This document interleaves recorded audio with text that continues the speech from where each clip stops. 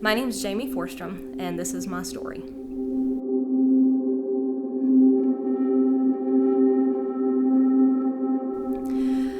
I was raised in a pretty traditional Southern Baptist church. Went to Sunday school and children's church and all that good stuff, and I knew all the Bible stories and all the Bible characters and all that stuff. I grew up that way. But there was one particular day, and I really don't remember what even prompted this, but I was in bed.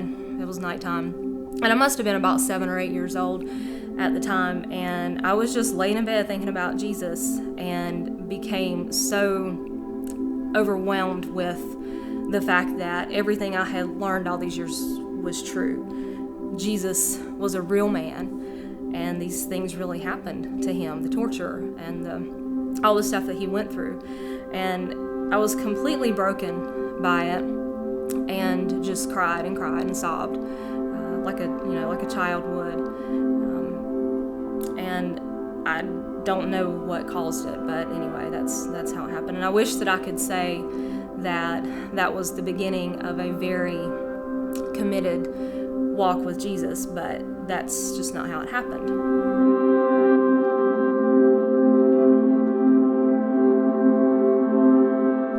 Probably the next 20 years or so of my life, give or take, did not look like someone who was walking with Jesus at all. During those years, there was teenage pregnancies, divorce, drugs, partying. Thankfully, I did not spend too much time going down that path. And when I look back now, although I had 2 children at the time, I was not a great mother to them at all. However, I was still responsible for them.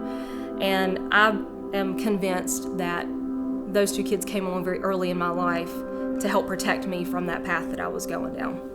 So, got that out of my system and really became very focused on career and material things. And I wanted to climb that corporate ladder, have the biggest salary, be respected, well known, all that good stuff, just all the terrible things that distract us. And by that time I was married to Jeremy, and we had built our dream home and didn't give any consideration to budgeting or anything like that. And we just wanted what we wanted. And basically what all this describes is a life of self-service and self-focus.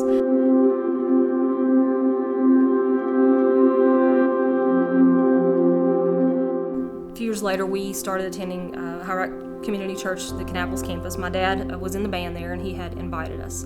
And the very first Sunday we went, we were hooked. The teaching was so good and relevant, and we could apply it to our lives immediately, our marriage, our parenting, all this stuff. It was great. Of course, my favorite part was the music and the band.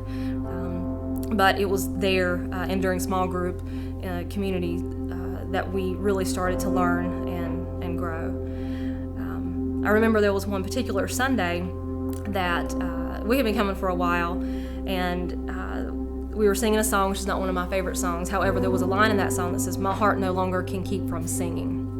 And with that, my hand went up in the air in praise. And that's the first time that I had ever responded that way. And it was as if God just completely released me into the freedom of expressive worship, and that I was free to give it everything.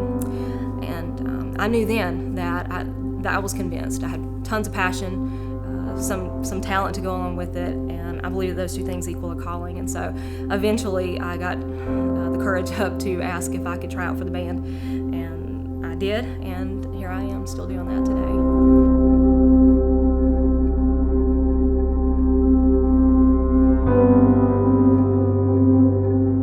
I chose the song 10,000 Reasons.